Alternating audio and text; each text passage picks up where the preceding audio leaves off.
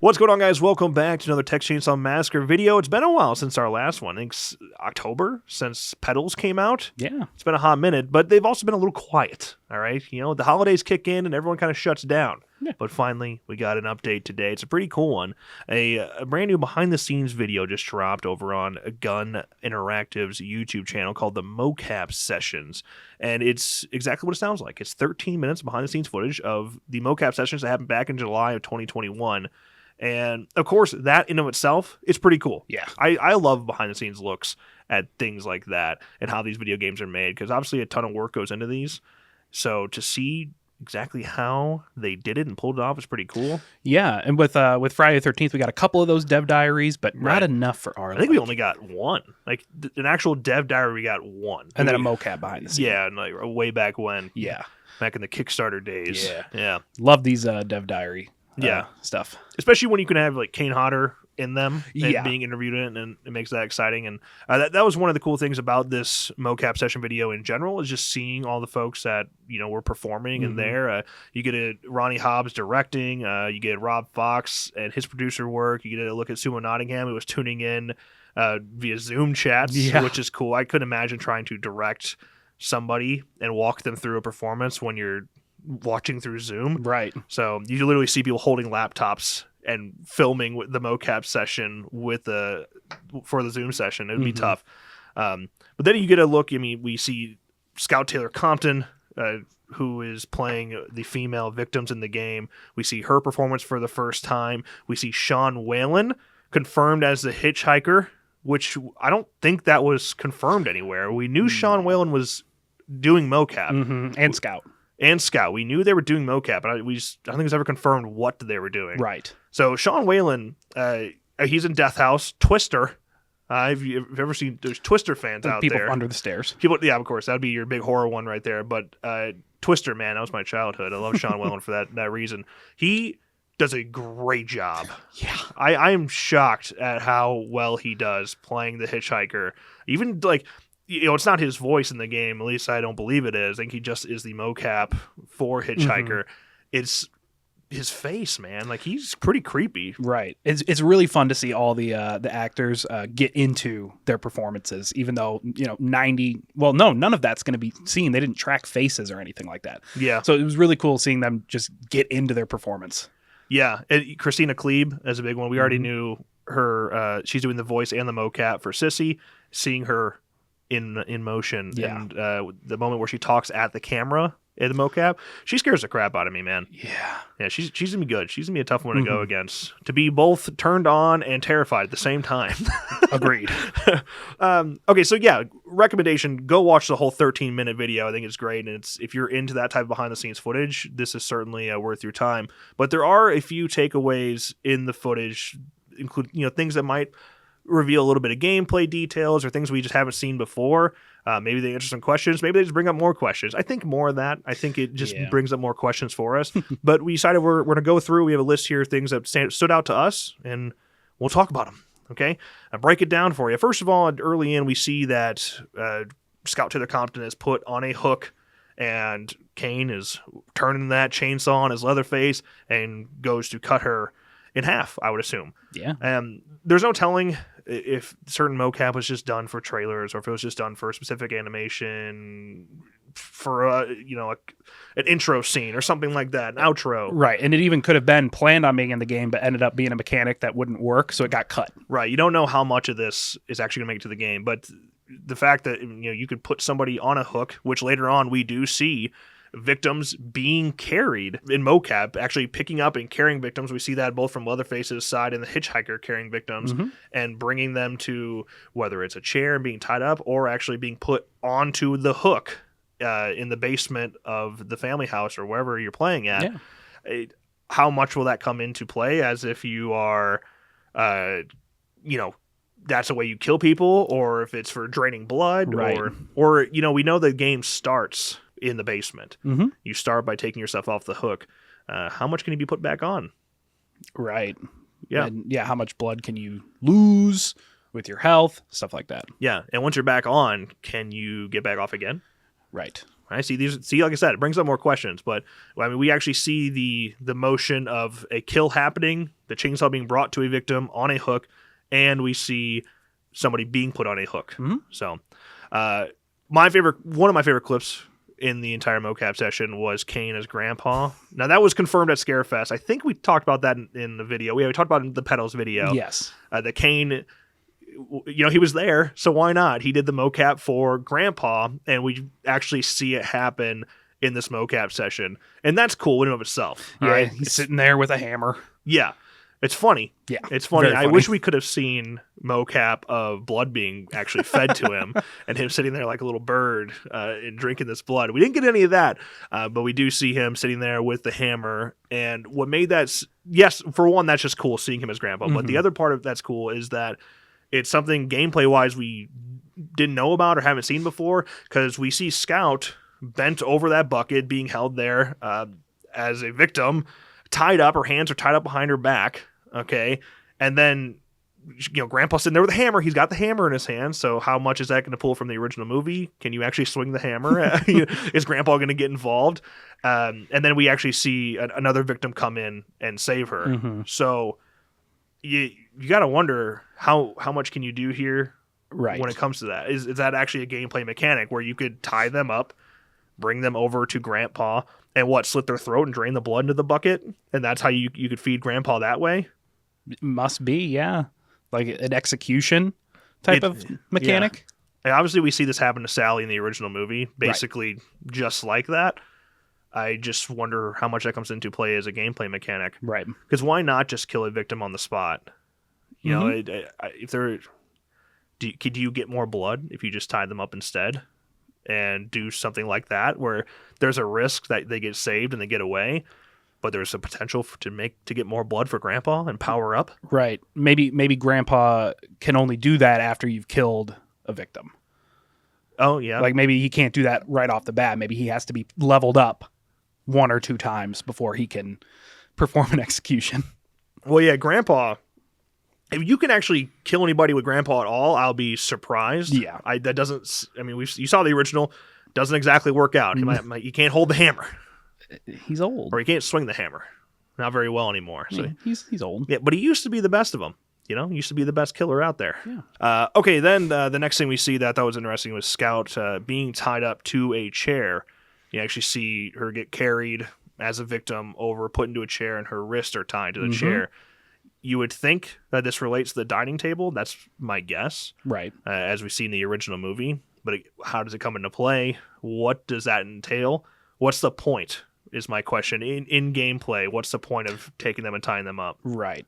Like a trap, maybe, to get other victims to try to save her, and you're waiting around the corner? Yeah.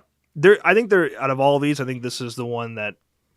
There's a good chance it's actually not a gameplay mechanic, but it could have been an opening cinematic mechanic where you see all the victims that are playing the game get tied up and they're sitting at the dining table together. Yeah. Or it could be an outro one. I can't remember if we actually see her fighting against being tied up. I don't remember. But that could be the case. If it could be a closing animation where all the victims are getting tied up but at the table and having dinner with the family. With the fam. Yeah, who knows? But I thought that was really interesting because that could come into play, and maybe it's something related to blooding them out as well. Another cool part that was really neat. You see the cook getting mad at Leatherface, and you see the cook and the hitchhiker arguing in mocap. I'm like, how does that happen? Right, yeah, like what triggers that? Yeah. Unless it is just purely cinematic for trailers, something like that. Right, could be. But yeah, what interaction, like what benefit does that have? Yeah, I could see, one, it's so close to the movie, it makes sense that the cook would be getting on their ass like that. Right. But I could see it coming into play, maybe like Leatherface. It could be the end where somebody gets away and the cook gets mad. Right. Maybe that happens mid-game, could serve as a distraction. If I don't know how you'd set it up as a victim. Yeah. It could happen after saving somebody, I suppose. Like if we imagine where Scout was being put in the bucket with Grandpa and gets saved, it could happen somewhere like right there. Right. And then does that give your family members a benefit? Like if that cutscene happens, obviously, or that interaction happens, obviously you're taking time away from going to capture them. So what benefit does the family get from that? I would think it's the opposite. Like, if that's maybe it could motivate Leatherface or something, Right. Maybe get a temporary speed boost or something. But I would assume it's probably more. It gives time for victims to get away. It's a reset button for a second. Let's get some distance. Well, yeah, obviously, if they break through, you can just go right back after them. Yeah. So if you're double teaming someone, serves as just a little cooldown. Yeah. Could be overthinking it like crazy. That's usually how this goes. That's how we roll. That's what we do, theorizing. But yeah, it could simply just be an outro animation, or something for a trailer. But I thought it was pretty neat to actually see that in action. Get a better look at Sissy as well. We see Sissy in game, both cinematic wise and actually get to see her HUD a little bit. When it comes to her HUD, I only have so many guesses. We see the poison. We know that she can use flowers to make a poison. Yes. And that's where you'll see the poisonous traps come into play and things like that. We know about that. I don't know what up on the D-pad does. I don't know where that comes into play, but that symbol matches both for Sissy and for Johnny. Maybe it's just an incomplete placeholder symbol. Yeah, I couldn't even tell what the symbol was. No. I was like looking at it, but yeah, you do get to see that nice little switchblade she's rocking on top of Johnny's like hunting knife. So yes. Yeah, I think that's pretty cool. On top of that, we actually see a kill play out in animation with Christina Klebe in motion capture playing out a Sissy kill. It seems kind of similar to Johnny's, but she actually like uppercuts with that switchblade and goes like through your jaw. Nice. That's pretty brutal. Nice. Yeah. We see Johnny as well, the cinematic animation and his HUD, and we see him do a kill. We see him use his knife to stab, but we also see him strangle somebody with no weapon. I thought that was interesting. I don't know if that one will be in the game or not, but he could actually strangle people. Or if that's just a struggle mechanic, maybe. Could be. I know he had the hands around the throat, and it was serious. Yeah, I don't see many people breaking out of that.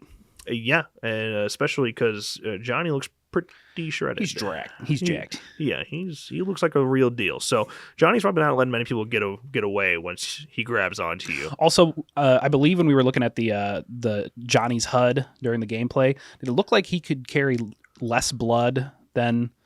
Yeah, compared to Sissy, I think Sissy was holding like 100. She could fill her bottle up to a 120, and his went up to 85. I don't know if that's based on level progression system, right? Or maybe you could grab bigger containers. I don't know. I haven't played the game, so I'm not sure how that works. But yeah, he could hold less than she could. Yeah. So that was interesting as well. Another Sissy, what appears to be another kill animation, is her literally jumping on somebody and basically mounting them.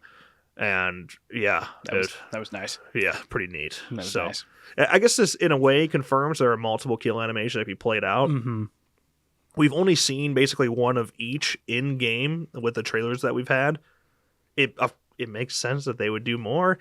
As for whether or not you could have more than one selected in a game, whether or not it's something like Evil Dead the game where it's just random. It might just be random. Yeah. Maybe whether it's unlocking them in the future, something like that. Right. I don't know. Pre-selected like F-13, I don't know. But either way, for sure there's going to be more than one kill animation in the game. And I think that's important for those that were in question on that. Yeah. Seems obvious, but just in case, confirmed. Yes. And last but not least, the banger. Okay. You see Kane as Leatherface, wearing the Pretty Lady Leatherface mask, and doing the chainsaw dance. We've been waiting to see it, and I still want to see it in game, but this will hold me over. Yeah, that was so cool to see. I was in my head just knowing Kane and seeing that guy move. He's stiff. He's a stiff guy, and very, very strong.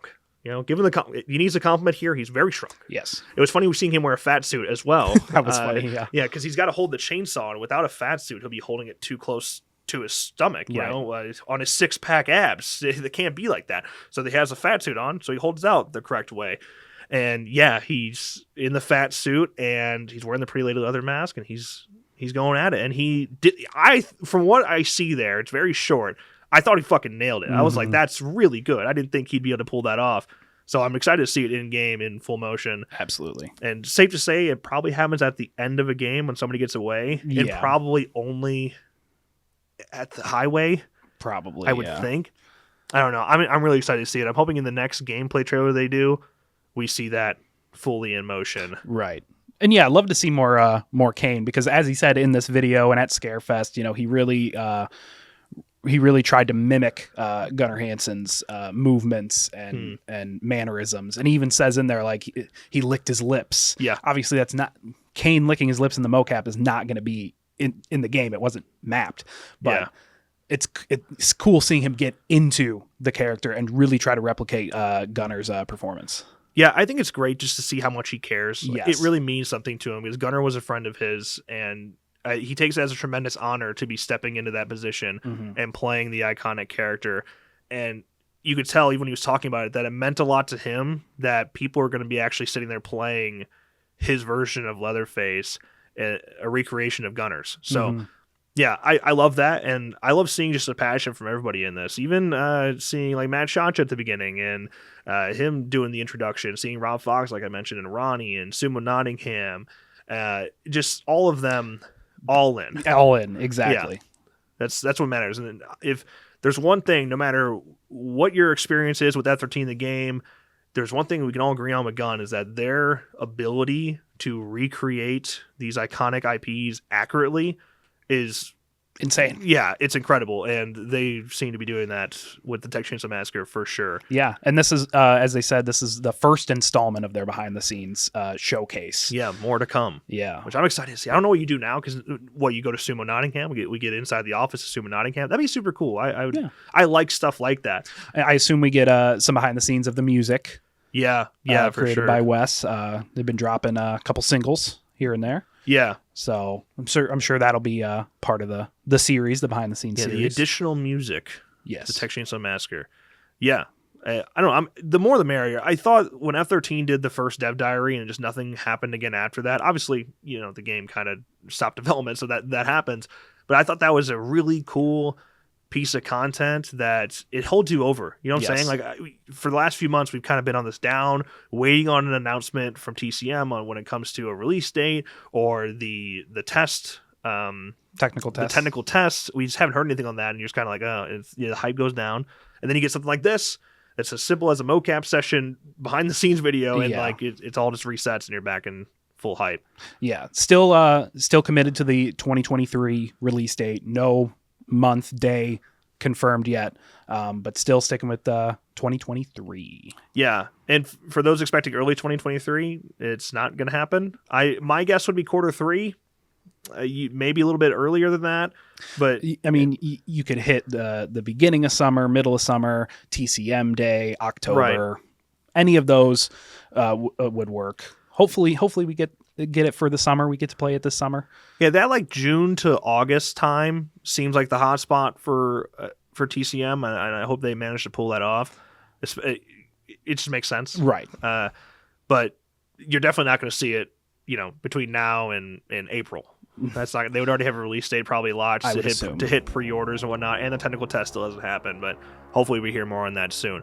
Either way, I'm super hyped for it. I love seeing it, and I can't wait to see more. Yeah. So, but yeah, I guess that's our thoughts. Let us know yours in the comments below. That's going to wrap this video. If you enjoyed, make sure you drop a like and subscribe. Turn notifications on so you don't miss any future updates. And that's it. We'll see you in the next one.